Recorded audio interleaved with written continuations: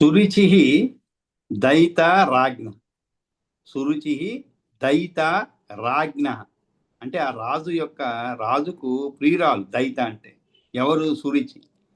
తస్యాహ జాతో అస్మి నా ఉదరాత్. సారీ ఇక్కడ నా కాదు, నా ఉదరాత్. నా అంటే కాదు అని అర్థం అండి.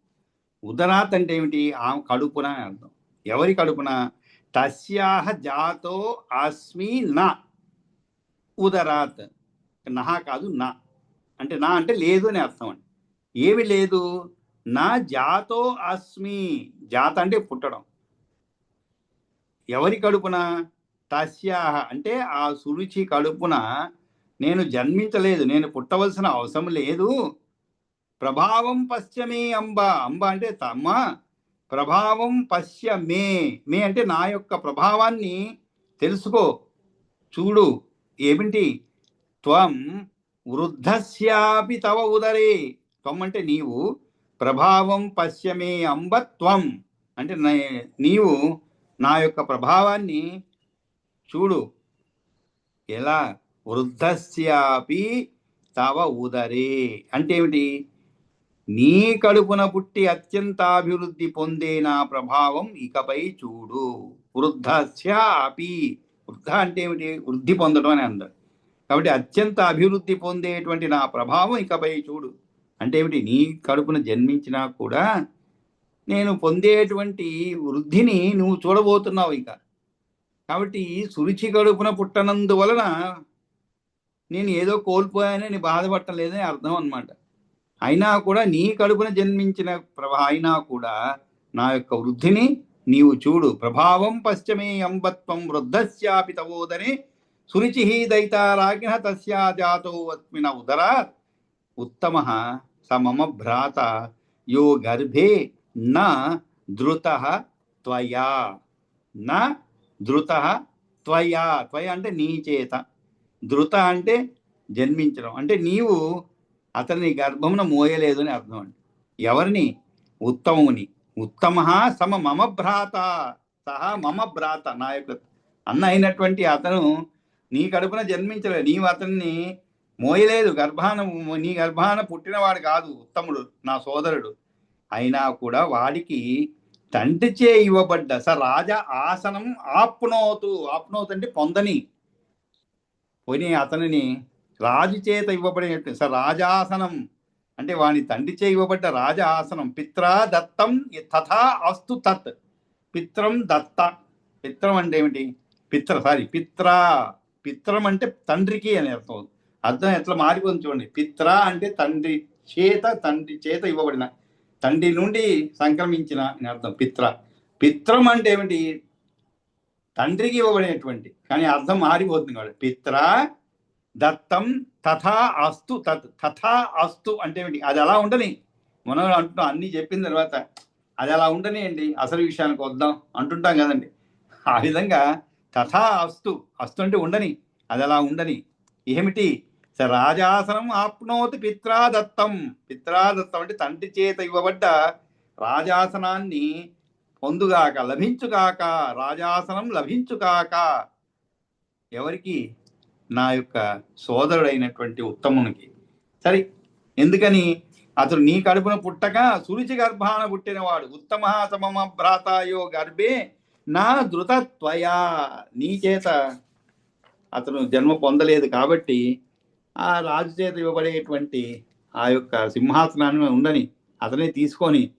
సరే, అది అలా ఉండని. నా అన్యదత్తం అభీప్సామి. నా అన్యత్ దత్తం అభీప్సామి స్థానం అంబ స్వకర్మణ. కాబట్టి నేను స్వయం శక్తితో ఎవరి చేత ఇయ్యబడని స్థానాన్ని పొందగోరుతున్నాను. ఇచ్చామి తత్ అహం స్థానం. ఇచ్చామి అంటే కోరుకుంటున్నాను. తత్ అహం అది కోరుకుంటాను. అహం అంటే నేను. ఏమిటి? స్థానాన్ని. ఎటువంటి స్థానం? అది కూడా యత్ నా ప్రాప పితా మమ. నా తండ్రి కూడా పొందకుండా ఉండిపోయిన. యత్ న ప్రాప పితా మమ.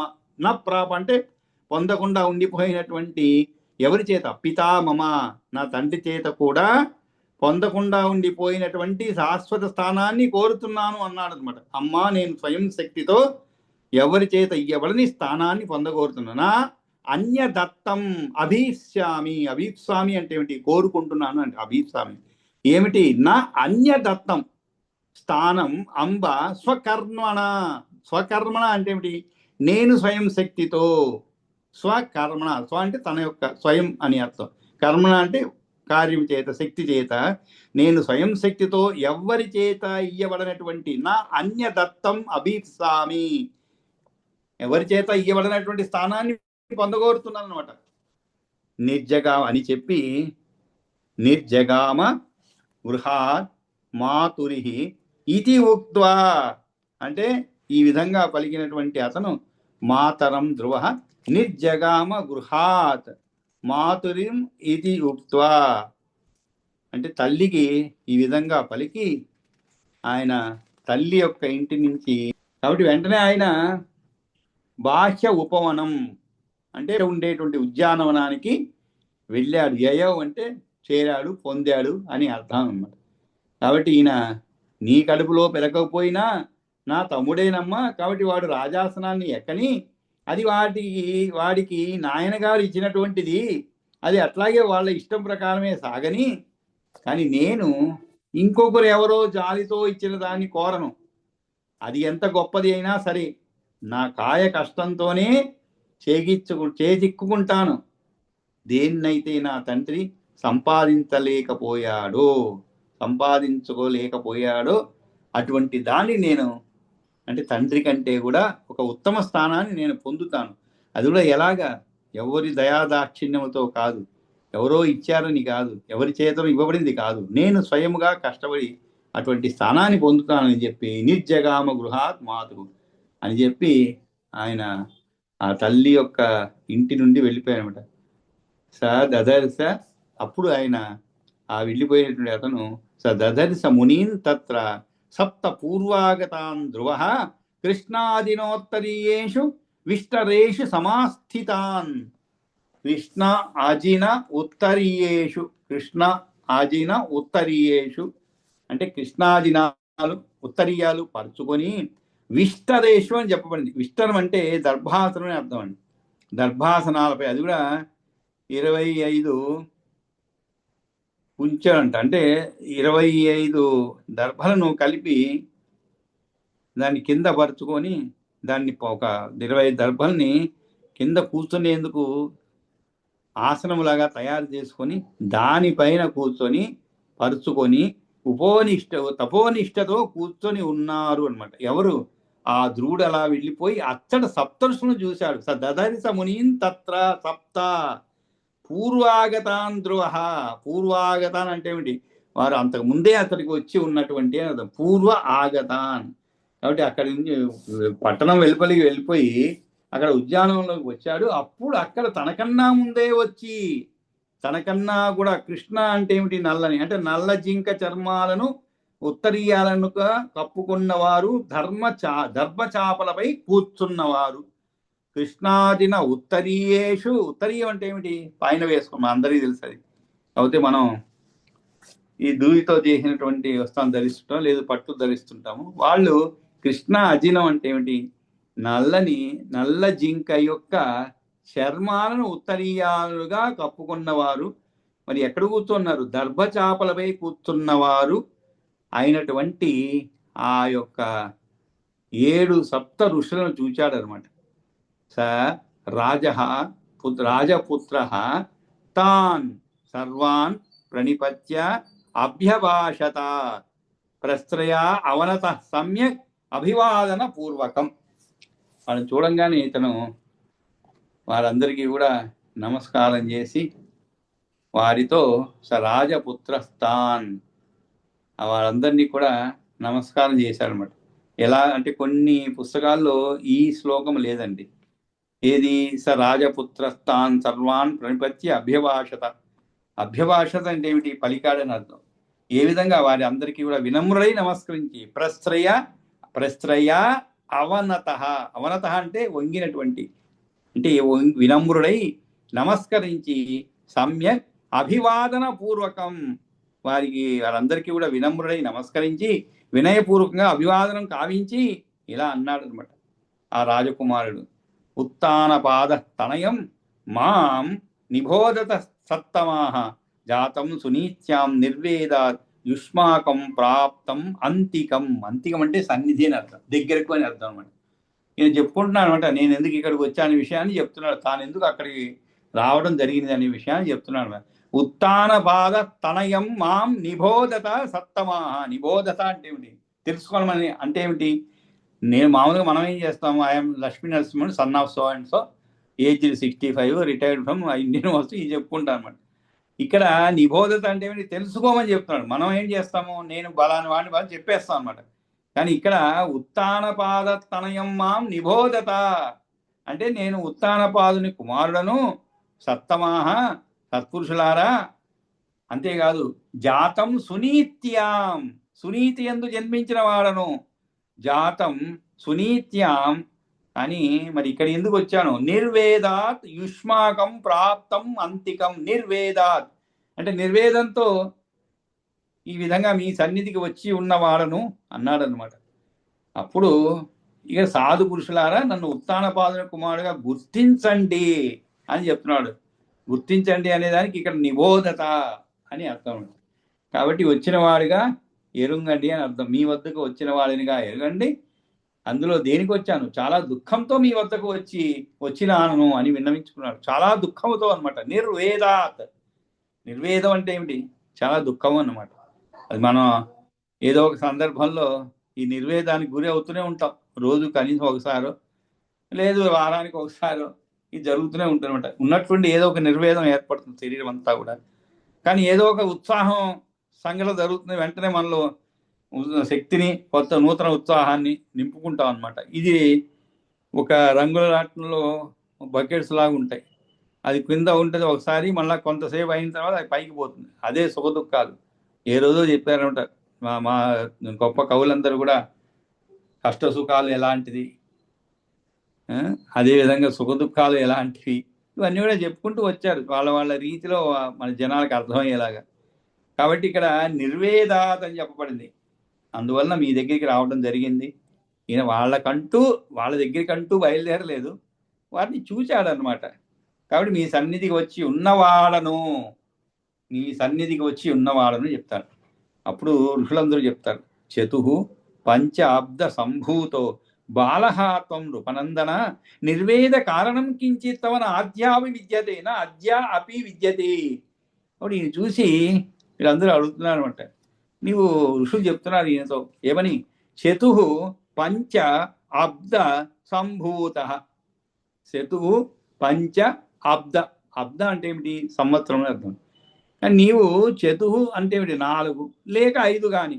చతుః పంచ అబ్ద సంభూత అంటే ఏమిటి? నీవు 4 లేక 5 కానీ ఏండ్ల వయసు ఎవనికి కలదో అటువంటి వాడు.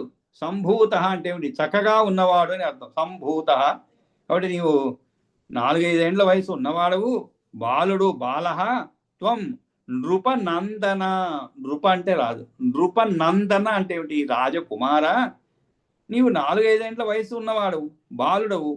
నీ నిర్వేదానికి నిర్వేద కారణం కించిత్ అంటే నీ నిర్వేదానికి కారణం ఏమిటో కొంచెం కూడా తెలియలేదు. కించిత్ తవ న అద్యాపి విద్యతే.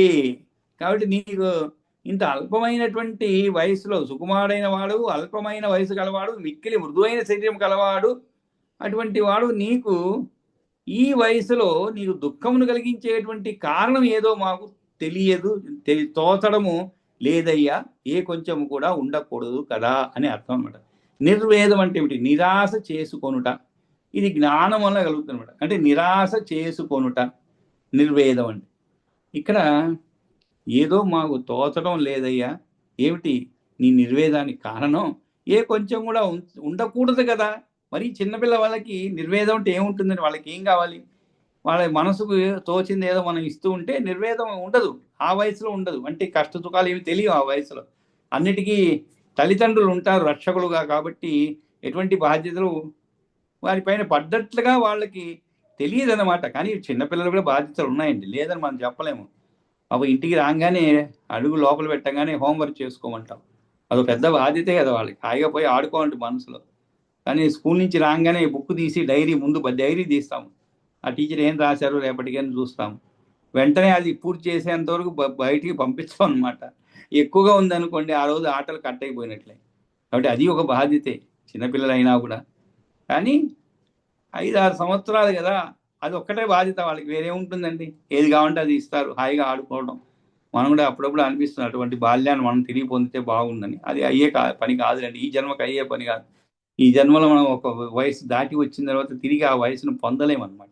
వయసును పొందలేము. ఒకవేళ మీ శరీరాన్ని చక్కగా వ్యాయామాలు యోగా అన్నీ చేసుకొని శరీరాన్ని కాస్త వయసు తగ్గిన వాడిగా చూపెట్టుకోవచ్చేమో కానీ ఆ వయసు తగినటువంటివన్నీ వస్తూనే ఉంటాయి. కొంచెం తగ్గించుకోవచ్చు అందుకే చూపరులకు. మన శరీరంలో మార్పు శరీరంలో మార్పు వచ్చి చూపరులకు కొంచెం చిన్నవాడుగా కనిపించవచ్చు అనమాట. ఈ విధంగా కొంచెం కూడా తెలియలేదు. నా చింత్యం భవత కించిత్ ధ్రియతే భూపతి పిత నచైవేష్ట వియోగాది తమ పశ్యామ బాలక. అంతేకాదు, అయినా నువ్వు ఇంత చిన్న వయసు వాడు కదా, నీవు విచారించవలసిన అవసరం ఏమున్నది కనుక. నా చింత్యం భవత కించిత్. కించిత్ అంటే కొంచెం కూడా. నా కించిత్ నా చింత్యం. చింత్యం అంటే ఆలోచించవలసినటువంటి భవత నీకు కించేది ఏది కూడా నా లేదు. అంటే ఏమిటి, నువ్వు పెద్దగా ఆలోచించి ఏదో చేయవలసిన అవసరాలు ఏమున్నాయి. ధ్రియతే భూపతి పిత. అవసరం ఏమున్నది. అంతేకాదు నీ తండ్రి కూడా ధ్రియతే అంటే ఏమిటి, జీవించే ఉన్నాడు. కాబట్టి నీ తండ్రి జీవించే ఉన్నాడు, మరి నీకు విచారించవలసిన అవసరము లేదు. నీకు ఇష్టం వియోగం ఉన్న కూడా కలిగినట్లు కనిపించే వయసు కాదు. నచే ఏవ ఇష్ట వియోగాది. నచైవం ఇష్ట వియోగాది అంటే ఈ విధముగా నచ ఏవం ఇష్ట వియోగ ఆది. ఇష్ట అంటే ఏమిటి, ఇష్టమైనటువంటివి. వియోగం అంటే ఏమిటి, వియోగం ఉన్నగునవి కలిగినట్లుగా. వియోగం అంటే విడిపోవడం, కలిగినట్లుగా కనిపించే వయసు కాదు. తవ పశ్యామ బాలక నా. ఆ మొదట్లో ఉండే నా ఇక్కడ చదువుకోవాలి. నా పశ్యామ బాలక అని అలా చదువుకోవాలంట. కాబట్టి నీకు ఈ చిన్న వయసే నీది. మీ నాయనగారులో బతికే ఉన్నారు, ఆయన రాజుగారు. ఇక నీకు ఏమి కావాలి, అన్ని అవసరాలు కూడా తీర్చగలడు. నీకు ఇష్టమైన వారెవరు నిన్ను ఎడబాసి పోలేదు కదా, వియోగం లేదు కదా, నీకు ఎటువంటి వ్యాధి ఉన్నట్లు కనబడటం లేదు. ఎందుకు నీకు ఈ నిర్వేదం కలిగిందో కారణం ఏదైనా ఉంటే మాకు తెలుపు. నచింత్యం భవత కించిత్ ధ్రియతే భూపతి స్థిత నచైవ ఇష్ట వియోగాది తవ పశ్యామ బాలక శరీరే నజతే వ్యాధి అస్మాభి ఉపలక్ష్యతే. అస్మాభి ఉపలక్ష్యతే అంటే కనబడటం లేదు. అస్మాభి అంటే మా చేత, మా కంటికి ఏది కూడా కనబడటం లేదు. ఏమిటి, నచతే వ్యాధి శరీరే. ఈ శరీరంలో కూడా ఏదో పెద్ద వ్యాధి ఉన్నట్లుగా ఏం కనిపించడం లేదు. నిర్వేద కిం నిమిత్తం తే కచ్యతాం యది విద్యతే. యది విద్యతే అంటే ఏదైనా ఉన్నట్లయితే నీకు నిర్వేదం ఏ కారణం కలిగిందో అది ఏమిటో ఉన్నది ఉన్నట్లుగా చెప్పు మాకు. కచ్యతాం యది విద్యతే నిర్వేద కిం నిమిత్తం. నిమిత్తం అంటే దేని గురించి అని అర్థం. కాబట్టి నీ శరీరం నీకు ఎటువంటి వ్యాధి ఉన్నట్టు కనబడటం లేదు. మరి ఎందుకు నీకు ఈ నిర్వేదం కలిగిందో కారణం ఏదైనా ఉంటే మాకు తెలుపు. శరీరంలో ఏదైనా దీర్ఘ వ్యాధులు ఏమన్నా వచ్చాయనుకోండి, మనం ఊహించకుండా హాయిగా జీవితం సాఫీగా జరిగిపోతుంది.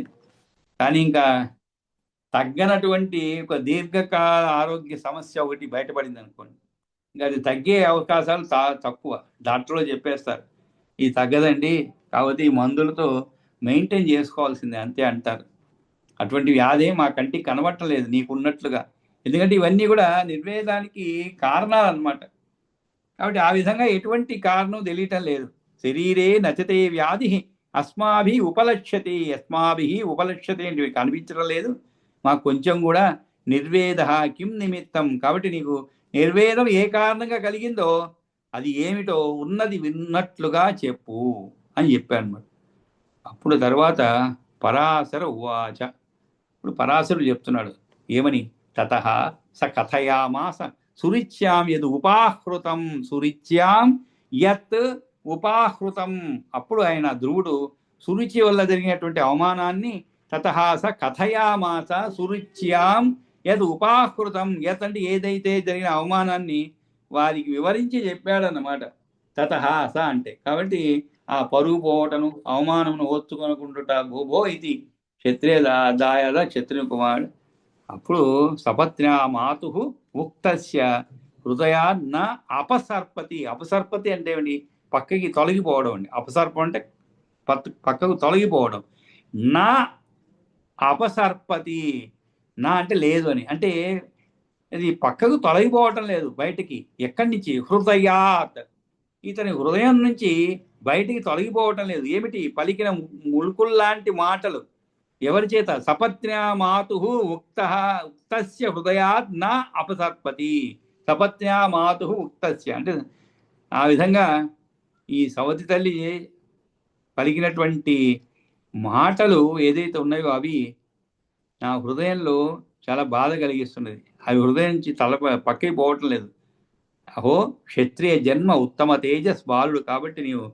అప్పుడు వీళ్ళు చెప్తున్నారు అనమాట, తన్నిశమ్య తతప్రోచురు మునయహాతి పరస్పరం. అప్పుడు తతః స కథయామాస సురుచ్యాం యదు ఉపాహృతం తన్నిశమ్య. అప్పుడు ధ్రువుడు చెప్పినటువంటి మాటలన్నీ కూడా విని తద్ నిశమ్య తతః ప్రోచు మునయః తే పరస్పరం. ఇక్కడ తే ఊచు అని కాదు, పరస్పరం అంటే ఏమిటి? ఒకరితో ఒకరు అని అర్థం అండి. ఇలా అనుకున్నారు అంటే వీనికి చెప్పలేదు, వాళ్ళలో ఒకరు అనుకుంటున్నారు. ఏమని? అహో క్షాత్రం పరం తేజో బాలస్యాపి యత్ క్షమా యత్ అక్షమా సారీ యత్ అక్షమ యత్ అక్షమా. అక్షమ అంటే ఏమిటి? క్షమ అంటే సహించడం అన్నమాట. అక్షమ అంటే ఏమిటి? సహించలేకపోతున్నాడు. ఏమిటి? అహో క్షత్రియ జన్మ, అహో క్షాత్రం అంటే క్షత్రియ జన్మ అవుతున్నది. పరం తేజో, పరం అంటే చాలా ఉత్కృష్టమైనటువంటిది అర్థం, ఉత్తమమైనటువంటి అర్థం. పరం తేజ ఎవరిది? బాలస్య అపి యద్ అక్షమా. ఈ బాలుడు కాబట్టి అవమానాన్ని సహించలేకపోతున్నాడు. యత్ అక్షమా అంటే సహించలేకపోతుంది, అంటే బాలుడు కాబట్టి. మనం చిన్నపిల్లలకు మనకి ఏదైనా ఒక చిన్న మాట అన్నాం అనుకోండి, కళ్ళలో నీళ్ళు వచ్చేస్తాయి అనమాట, వాళ్ళు భరించలేరు. అదే మన పెద్దవాళ్ళు అనుకోండి, దులిపేసుకొని పోతూ ఉంటాం అనమాట. వాడికి పని పాట లేదు, వాడు ఏదో అంటుంటారు. ఇంట్లో వాళ్ళు ఎవరన్నా కొంతమంది ఉంటారు, ఎప్పుడు ఏదో ఒకటి అంటూ ఉంటారు, వాళ్ళ లెక్క చేయము. అదే ఎవరైనా ఎప్పుడైనా ఏదైనా ఒక మాట అన్నప్పుడు, ఎప్పుడూ పలకనటువంటి వాళ్ళు ఏదైనా ఒక మాట అంటే దాంట్లో సత్యం ఉంటుందన్నమాట. కాబట్టి అవి నిజంగా బాధిస్తాయి. ఏదైనా అంటే కూడా అది సత్యమే అయినా బాధిస్తాయి. సత్యమైనంత మనల్ని బాధించకూడదు అని ఏం లేదండి. మీరు చాలా సోంబేర్లు అంటారు ఎవరైనా, నిజంగానే సోంబేర్లు మనం అంటే నేను అనుకోండి. కానీ అది బాధిస్తుంది నన్ను, నాకు తెలుసు నిజం అది అని, కానీ బాధిస్తుంది అనమాట. ఇక్కడ సపత్న్యా మాతృక్తస్య హృదయాన్న అపసర్పతి భోగో క్షత్రియ రాధాయ నిర్వేదాత్యత్వయా అధునా కర్త్యం వ్యవసితం తత్న కథ్యతాం యది రోచతి. కాబట్టి ఇతని హృదయం నుంచి బయటకు తొలగిపోవటం లేదని ఈయన చెప్పటం లేదు, ధ్రువుడు చెప్పటం లేదు. వాళ్ళలోనే మాట్లాడుకుంటున్నారు. బాలశ్చాపి యదక్షమా అహోక్షాత్రం పరం తేజో అని చెప్పి సపత్న్యా మాతు ఉక్తశ్చ హృదయాత్న అపసర్పతి అని చెప్పి వాళ్ళలో వాళ్లే. ఇక్కడ పైన చదువుకున్నాం, తత్ నిశమ్య తతః ప్రోచు మునయః తే పరస్పరం. వాళ్ళలో వాళ్ళు మాట్లాడుకుంటున్నారు. అబ్బో క్షత్రియ జన్మ ఇతనిది, ఉత్తమ తేజస్సు, బాలుడు కాబట్టి అవమానం సహించలేకపోతున్నాడు. సవతి తల్లి పలిగిన ములుగుల్లాంటి మాటలు ఇతని హృదయం నుంచి బయటకు తొలగిపోవటం లేదు. హృదయాజ్ఞ అపసర్పతి సపత్న్యా మాతు ఉక్తస్య భోభో క్షత్రియ దాయాద. అప్పుడు ఇంకా పలుకుతున్నారు ఏమని? భోభో క్షత్రియ దాయాద నిర్వేదాత్యత్వయా అధునా కర్తం వ్యవసితం తన్న కథ్యతాం యది రోచతే. కస్తం వ్యవసితం తత్ నహ. ఇక్కడ నహ అని వస్తుంది. నహ అంటే ఏమిటి? మాకు అని అర్థం. కథ్యత అంటే చెప్పమని. ఏమిటి? యది రోచతే, నీకు ఇష్టమైతేనే. అన్నీ అంటే యది రోచతే అంటే ఏమిటి? ఒకవేళ నీకు ఇష్టమైతేనే ఆ విషయాన్ని మాకు చెప్పు. ఇంతకు ఏ విషయము? కర్తం వ్యవసితం తత్ నహ కథ్యత. కర్తం వ్యవసితం అంటే చేయడానికి ఏదైతే నీవు పూనుకున్నావో, చేయదలుచుకున్నావో, కర్తం వ్యవస్థితం అంటే పూనుకున్నావో, చేయదలుచుకున్నావో, తత్ నహ కథ్యతాం యది రోచతే. కాబట్టి నీకు ఇష్టమైతే అది మాతో చెప్పు. ఓ అమిత తేజస్వి యచ్చ కార్యం తవ అస్మాభిః సాహాయం అమిత ద్యుతే. అమిత ద్యుతే, ద్యుతే అంటే ప్రకాశము. మితం లేనటువంటి ప్రకాశము గలవాడా ఓ క్షత్రియ కుమార, ఈ నిర్వేద గ్లానితో నీవు, జ్ఞాని అంటే బాధతో నీవు ఇప్పుడు ఏమి చేయదలుచుకున్నావో నీకు ఇష్టమైతే అది మాతో చెప్పు. ఓ అమిత తేజస్వి, మాచే చేయబడవలసి ఉన్న సహాయం ఏదైనా ఉన్నదా? యత్ చ కార్యం తవ అస్మాభి. యత్ చ కార్యం తవ అంటే నీ యొక్క కార్యం ఏదైనా, అస్మాభి అంటే మా చేత, సహాయం అమితద్యుతే మా చేత ఏదైనా నీకు సహాయం చేయవలసి ఉన్నదైతే, తత్ ఉచ్యతాం వివక్షు త్వం అస్మాభి ఉపలక్ష్యసి. కాబట్టి నిన్ను చూస్తే మాకు ఏదో నివేదించాలి అనుకుంటున్నట్లు అనిపిస్తున్నావు. తదు ఉచ్యతాం వివక్షు త్వం అస్మాభి ఉపలక్ష్యసే. అస్మాభి ఉపలక్ష్యసే అంటే మా చేత నీవు ఏదో మాకు చెప్పాలి అని ప్రయత్నం చేసే విధంగా మాకు అనిపిస్తున్నది అన్నమాట. కాబట్టి ఆ క్షత్రియ జాతికి చెందిన తురుకుదనం, తేజస్సు ఎంత పదునుగా ఉన్నది. వీడు పిల్లవాడైనా తనకు జరిగిన అవమానాన్ని ఓర్వలేకపోతున్నాడు, ప్రతీకారం కొరకు యత్నిస్తున్నాడు, సవతి తల్లి మాటలను మనస్సులో నుంచి తుడిచివేయలేకపోతున్నాడు. సరే మంచిది, ఏమయ్యా రాత పిల్లాడా, ఈ నిర్వేదంతో నీవు ఇప్పుడు ఏమి తయ్యదలుచుకున్నావో మాకు చెప్పు, అది నీకు ఇష్టమైతే సుమా అని వీళ్ళు అడిగి తర్వాత ఏం చెప్తున్నాడు? తదుచ్యతాం వివక్షుత్వం అస్మాభి ఉపలక్ష్యసే అని చెప్పి, నీకు ఏదైనా మేము సహాయం చెయ్యాలి, మాకు ఏదో నివేదించాలనుకున్నట్లు కనిపిస్తున్నావు, దానివల్ల మేము కూడా ఏదైనా సహాయం చెయ్యాలనిపిస్తున్నది అని చెప్పి ఆ ధ్రువుడితో ఈ సప్త ఋషులు పలుకుతారనమాట. నాహం, అప్పుడు ధ్రువుడు చెప్తున్నాడు, నా అహం అర్థం అభీప్స్యామి, నా అహం అర్థం అభీప్సామి న రాజ్యం ద్విజసత్తమాః తస్థానమేకమిచ్చామి భుక్తం న అన్యేన యత్పురా. భుక్తం న అన్యేన అంటే ఇతరుల చేత అనుభవించినటువంటిది, యత్ పురా ఏదైతే ముందు ఎవరి చేత కూడా అనుభవించినటువంటిది స్థానం ఉన్నదో, తస్థానం ఏకం ఇచ్చామి, ఆ ఒక్క స్థానాన్ని నేను కోరుకుంటున్నాను. అంతేగాని నా అహం అర్థం అభీప్సామి, నాకు ధనము ధాన్యాలు ఏం అవసరం లేదు, సంపదను రాజ్యాన్ని కోరుకోవటం లేదు.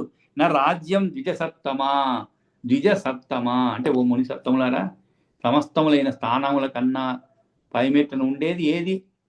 నేను ఎట్లా ఏ తన్మే క్రియా తత్స్థానం ఏకమిచ్చామి, ఎటువంటి స్థానాన్ని నేను కోరుకుంటున్నాను, ఏదైతే భుక్తం నా అన్యేన ఇతరుల చేత అనుభవించినటువంటిది, ఇతరులు ఎవరు కూడా చేరుకోనటువంటి స్థానాన్ని నేను, పుర అంటే ముందండి, ముందు ఎవరి చేత చేరుకొనబడినటువంటి స్థానమును నేను పొందాలి అని కోరుకుంటున్నాను అని చెప్పి, ఏ తత్ మే క్రియతాం సమ్యక్ కచ్యతాం ప్రాప్యతే యథా స్థానం అగ్ర్యం సమస్తేభ్య స్థానేభ్యో ముని సప్తమాః.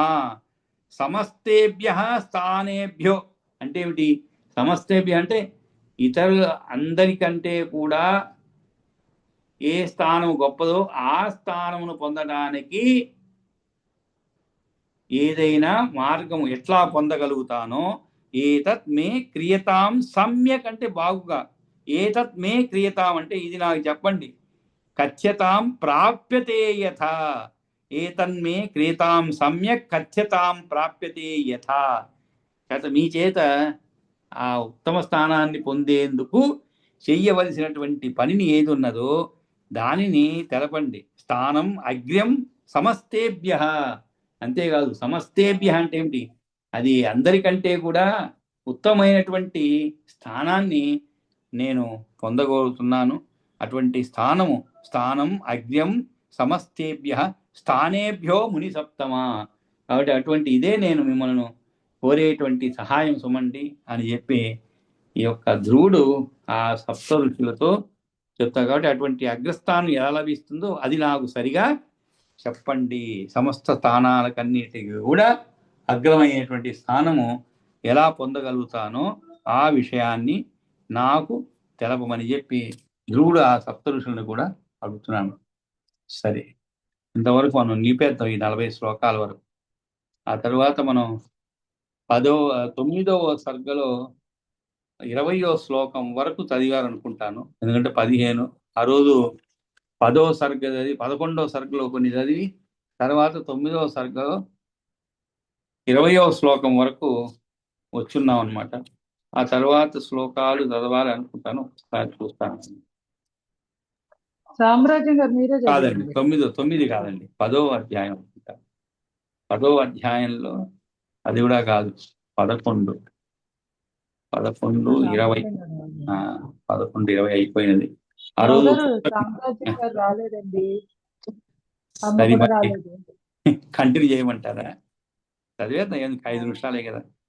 సరే, కాబట్టి ఈ విధంగా తాను చాలా గొప్పదైనటువంటి స్థానాన్ని పొందే విధముగా ఏదైతే ఇతరుల చేత పొందలేదో అటువంటి స్థానం పొందేందుకు మార్గం ఏమిటో ఆ సప్త ఋషుని అడుగుతున్నామట. అటువంటి మార్గాన్ని నాకు తెలియజేయండి, అది కూడా సమస్త స్థానాల కన్నా అగ్రస్థానం ఎలా లభిస్తుంది.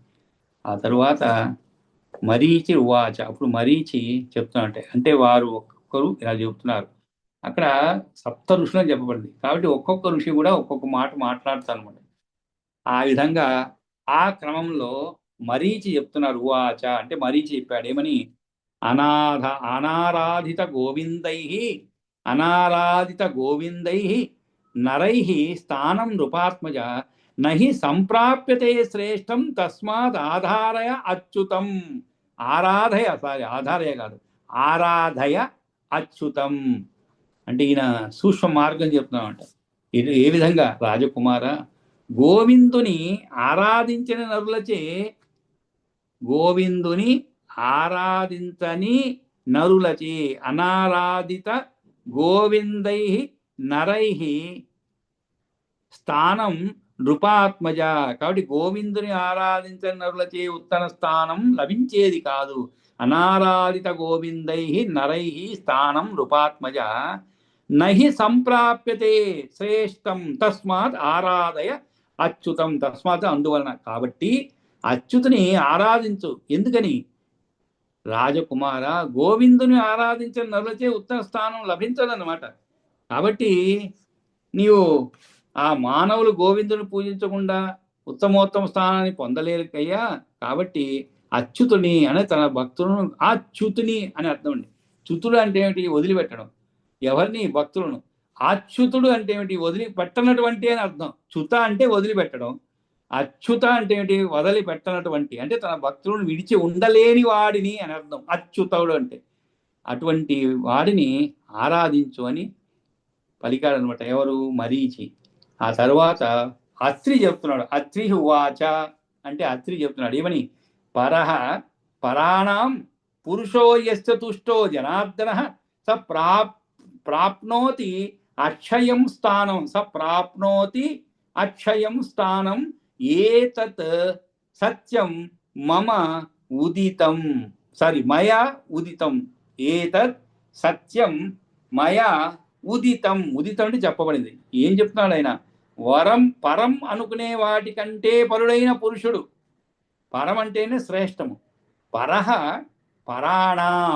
పరాణం అంటే ఏమిటి, శ్రేష్ఠుల అని అర్థం. శ్రేష్ఠులు అందరికంటే కూడా శ్రేష్ఠుడైనటువంటి వాడు ఎవడు, పరులు అయినటువంటి. పరులు అంటే ఇక్కడ ఎవరు, ఇంద్ర వరుణ రుద్ర బ్రహ్మ మొదలైన వారి కన్నా పరుడో అంటే అధికుడో, పురుషుడో అంటే గొప్పగా చేసేవాడు, దొడ్డవైన వరాలను కురిపించేవాడు. అటువంటి జనార్దనుడు కనుక పరాణాం పురుషో యస్య తుష్టో జనార్దన. ఆ జనార్దనుడు కనుక ఎవరి యందు తుష్ట అంటే ప్రీతి గలవాడు అవుతాడో అతడు అక్షయము అంటే ఏమిటి, ఏనాటికి మార్పు చేర్పులు తరుగుదల లేక ఉండేటువంటి ప్రాప్నోతి పొందుతాడు. అటువంటి పురుషుడు పొందుతాడు ఏమిటి, అక్షయం స్థానం. అక్షయం అంటే మార్పు చేర్పులు తరుగుదల లేక ఉండేటువంటి అటువంటి స్థానాన్ని తప్పక పొందుతాడు. ఇది సత్యం. సత్యం మమ ఉదితం అంటే ఏమిటి, నేను మాటికి మమ అని పడుతుంది, అక్కడ అక్షరం సరిగా పడలేదు. మయా అంటే ఒక అక్షరం మారిపోతే అర్థం మారిపోతుంది. మయా ఉదితం అంటే ఉదితం అంటే చెప్పబడింది. కాబట్టి నా చేత చెప్పబడినటువంటి ఈ విషయము అబద్ధం కాదు, ఇది సత్యము. ఏమిటా విషయము, పరం అనుకునే వాటి కంటే కూడా పరుడైన పురుషుడు అయినట్టు జనార్దనుడు ఎవని వల్ల సంతోషిస్తాడో అతనికి నశించని అక్షయమైన స్థానం లభిస్తుంది. ఈ విషయము సత్యమైనటువంటి నేను చెప్పినది. పరాణాం పురుషో యస్య తుష్టో జనార్దన స ప్రాప్నోతి అక్షయం. ప్రాప్నోతి అంటే పొందుతాడు. అక్షయం స్థానం ఏత సత్యం మయా ఉదితం అని చెప్పి అత్రి చెప్తాడు. ఆ తర్వాత అంగీర ఉవాచ అంటే అంగీరస్ చెప్తాడు. ఇది మనం రేపు చెప్పుకుందామండి. ఇంతటితో నిలిపేద్దాం. అంటే సమయం కూడా అయిపోవచ్చింది. ఇంకా స్వస్తి పలుకుతున్నాం. స్వస్తి ప్రజాభ్య పరిపాలయంతాం న్యాయేన మార్గేణ మహీమహీషాః ఓ బ్రాహ్మణేభ్య శుభమస్తు నిత్యం. లోకా సమస్తాః సుఖినో భవంతు. కాళే వర్షతు పర్జన్యః పృథివీ సస్యశాలినీ. దేశోऽयं శోభరహితో బ్రాహ్మణాः సంతు నిర్భయాः. అపుత్రః పుత్రిణः సంతు పుత్రిణः సంతు పౌత్రిణः. అధనాः సధనాः సంతు జీవంతు శరదాస్యతం. కాయేన వాచా మనసేంద్రియైర్వా బుద్ధ్యాత్మనా వా ప్రకృతే స్వభావాత్ కరోమి యద్యత్ సకలం పరస్మై నారాయణాయ సమర్పయామి. యదక్షరపదభ్రష్టం మాత్రాహీనం తు యద్భవేత్ తత్సర్వం క్షమ్యతాం దేవనారాయణ నమోస్తుతే.